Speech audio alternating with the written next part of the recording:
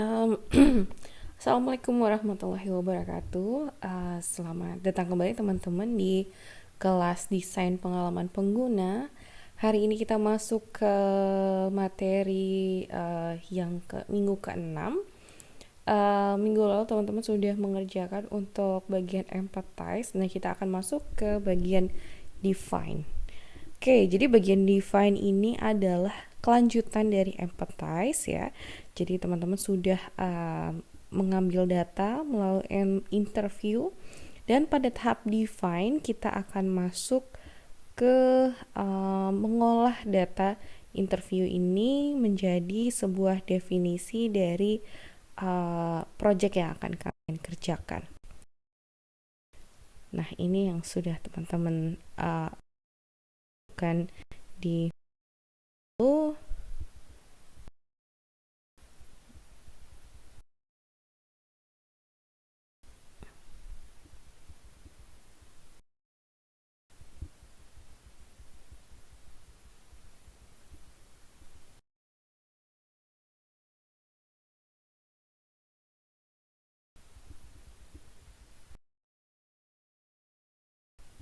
Oke, kita akan masuk ke sintesis data dari tahapan empathize. Nah, kita akan mensintesis data interview ke dalam 4 objek, yaitu persona, empathy map, problem statement, dan stakeholder mapping. Nah, ini ada contoh persona. Kalian bisa lihat di sini ada namanya Liz Cole ya. Nah, ini namanya itu bukan nama sebenarnya ya. Jadi ini bukan nama orang yang kalian interview ya. Jadi data-datanya ini tidak sekedar kalian rangkum dari data-data interview gitu ya. Tetapi kalian membuat satu gambaran baru ya. Jadi membuat seseorang ya yang kira-kira bisa menggambarkan seluruh user. Nah, kita lihat ya. Jadi pertama kuncinya adalah dia fictitious. Kemudian but realistic ya. Artinya kalian bikin tokoh fiksi ini berdasarkan data yang kalian ambil pada saat wawancara. Oke, jadi gambaran user ya, tokoh user fiksi, dan apa yang mereka itu niat mau lakukan ketika menggunakan sistem interaktif. Oke, personas are not real people ya. Mereka itu realistic representation of users ya. Dia itu representasi realistis dari user, dikonstruksi dari data ya, dari observasi atau interview. Biasanya persona ini memiliki nama, umur, dan beberapa data-data latar belakang gitu ya, mungkin pekerjaan, kemudian kota tempat tinggal dan lain sebagainya. Dan dia itu punya goal, jadi dia itu mau mencapai apa sih gitu, dan aspiration gitu ya, apa sih yang memotivasi mereka. Kemudian a persona description should include information about the persona's knowledge ya. Jadi kita kasih tahu juga ini si persona ini tuh dia itu tahu apa, dia kebiasaannya seperti apa. Including a photo itu akan sangat membantu ya. Jadi ketika kalian menambahkan foto itu bisa mendapatkan gambaran. Nah, kenapa sih kita itu menggunakan persona? Ya, jadi kenapa harus bikin sebuah tokoh fiksi nih dalam proses desain? Nah, ada 2 tujuan, yaitu yang pertama untuk memahami user kita, ya. Tetapi tidak sampai situ saja, kita pengen membantu teman satu tim kita untuk memahami user kita juga, gitu ya. Apalagi mungkin ada anggota dari tim kita yang mungkin bekerjanya di kantor gitu ya, tidak pernah bertemu dengan user, tetapi ketika dia membaca persona, oh ternyata user kami itu seperti ini ya gitu, dia dapat gambaran. Oke, daripada dia harus membaca data yang banyak gitu ya. Jadi sebenarnya mungkin user kalian itu ada banyak sekali, tetapi persona ini dia akan merepresentasikan user-user yang ada pada produk atau layanan kalian. Oke, nah ini bagaimana persona itu menjadi satu dengan hal-hal yang lain ya. Persona itu sendiri mengambil tempat sebagai menggambarkan karakter seseorang. Nah, persona ini biasanya dia menjalankan sebuah skenario. Jadi skenario itu kalian bercerita tentang kapan, di mana, bagaimana seseorang itu menggunakan sistem, kemudian dan apa sih goal yang mau dicapai gitu. Jadi ini adalah gambaran bagaimana persona itu tergabung dengan artefak yang lain. Kalau ini tadi itu nggak masalah ya, jadi kalian bisa bikin yang deskriptif, tidak perlu terlalu visual seperti itu.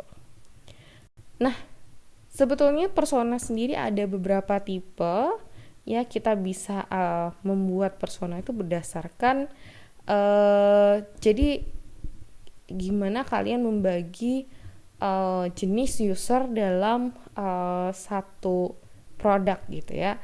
Bisa jadi kita itu membagi satu produk itu akan memiliki beberapa persona seperti itu. Nah, kita bisa bagi persona itu berdasarkan goalnya ya.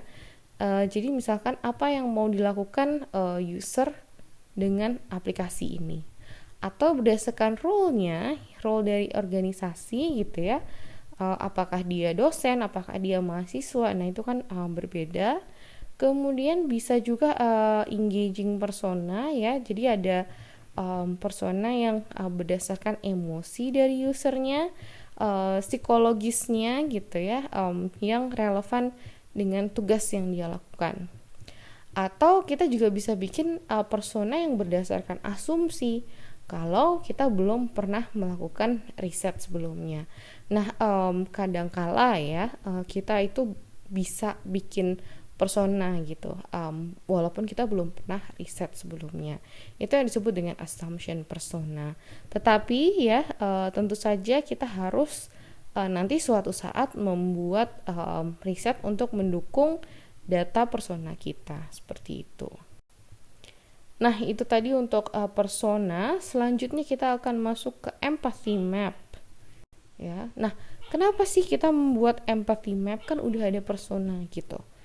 Lagi-lagi memang untuk memahami user dan membantu teman satu organisasi untuk memahami user dan memprioritaskan kebutuhannya gitu ya. Jadi kalau persona tadi itu sebetulnya menggambarkan secara umum.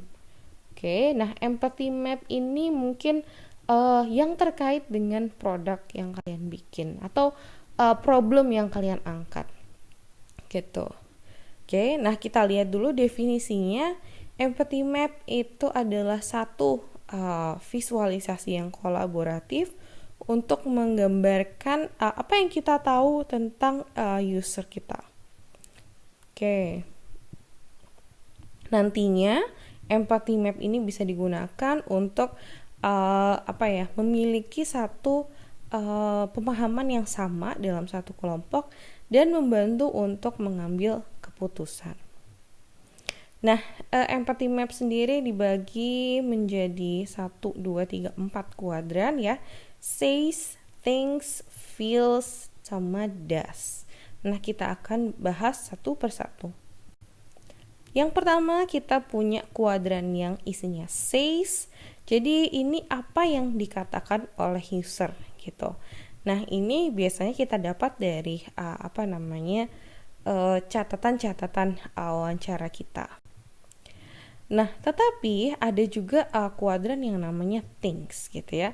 Thinks ini mungkin tidak secara eksplisit dikatakan, tetapi ini yang menjadi pikiran usernya itu apa, atau apa yang dia pikirkan gitu. Oh, dia melihat sesuatu, kemudian apa yang menjadi pikirkan dia gitu. Oh, ini menyebalkan gitu, atau apa saya bodoh banget ya nggak bisa ngerti sistem ini. Nah, itu yang masuk ke things. Kemudian ada kuadran does. Nah, ini apa yang seseorang itu lakukan.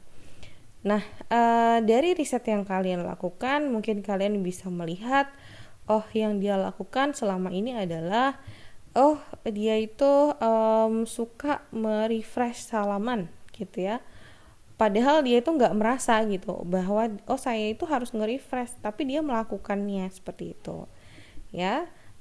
Kemudian atau dia mungkin sering membanding-bandingkan harga di beberapa tempat sekaligus, atau mungkin selama ini dia menggunakan HP itu gimana caranya. Nah, itu bisa masuk ke DAS quadrant gitu. Kemudian yang terakhir ada feels quadrant gitu ya. Jadi feels quadrant ini adalah emotional state-nya dari user. Seringkali digambarkan dengan adjektif dan kalimat singkat. Oke. Nah, apa sih yang digambarkan pada feels quadrant? Itu adalah apa sih yang bikin user itu khawatir? Apa sih yang bikin user itu excited ya, atau bersemangat gitu?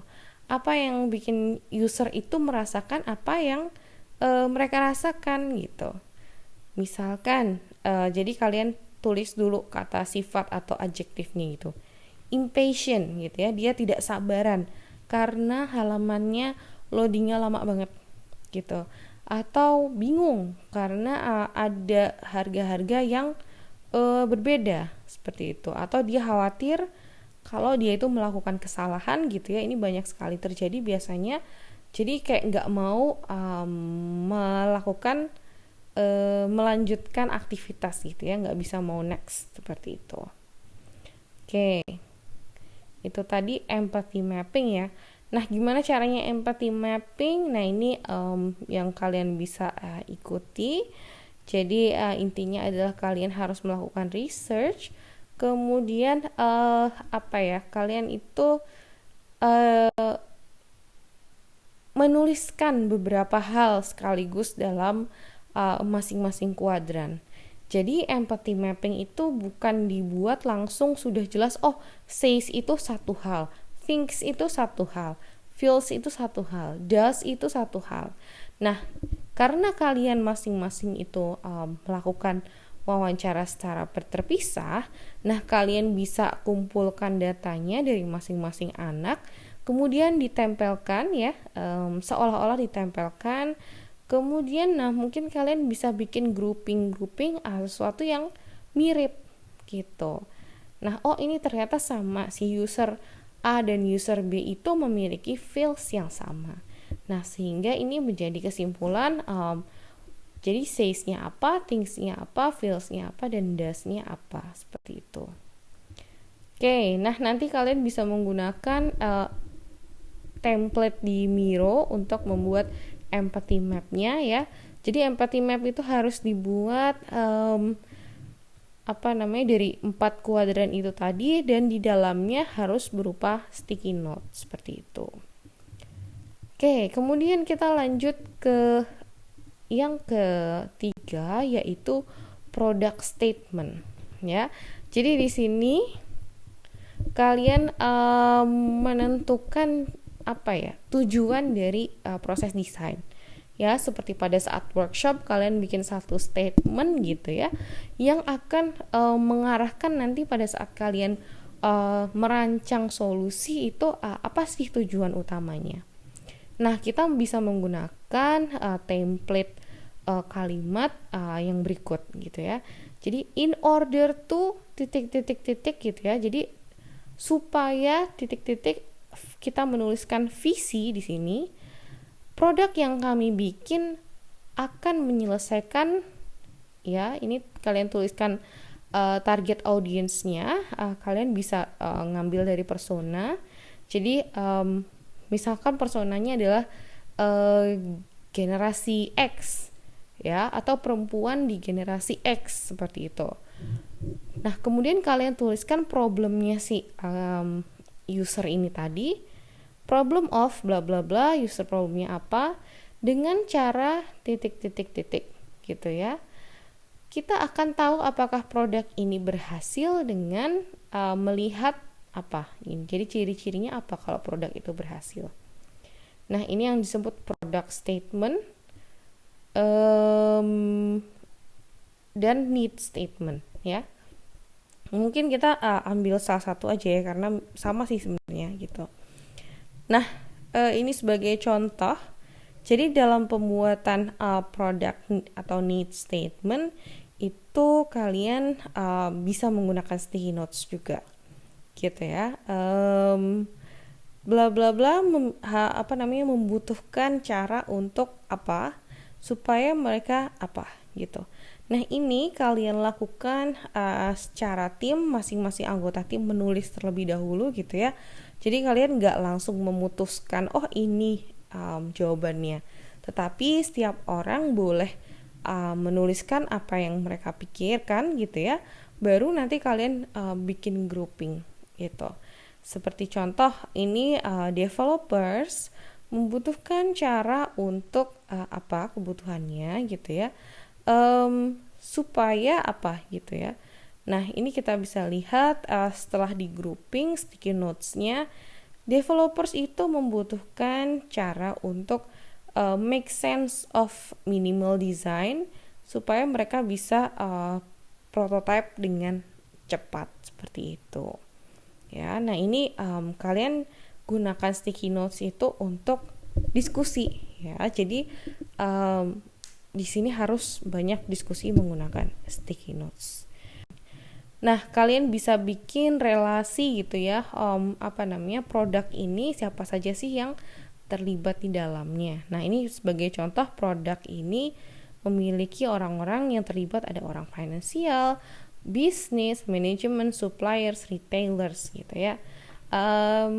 Sebagai contoh lain stakeholder mapping itu misalkan kalian punya waste management produk untuk universitas ya. Stakeholder mappingnya tentu saja ada dosen, mahasiswa, pihak kebersihan, kemudian pimpinan dari universitas. Pimpinan universitas ini kan dia yang memberikan fasilitas, dia yang menentukan jam kerja orang yang bersih-bersih gitu ya. Kemudian dosen dan mahasiswa ini yang sehari-harinya melakukan manajemen sampah gitu ya. Kita mau ubah behavior mereka. Kemudian nanti orang yang mengelola sampah ini mungkin ada petugasnya sendiri. Nah, seperti itu. Kita jadi punya gambaran siapa saja sih yang terlibat dalam problem ini.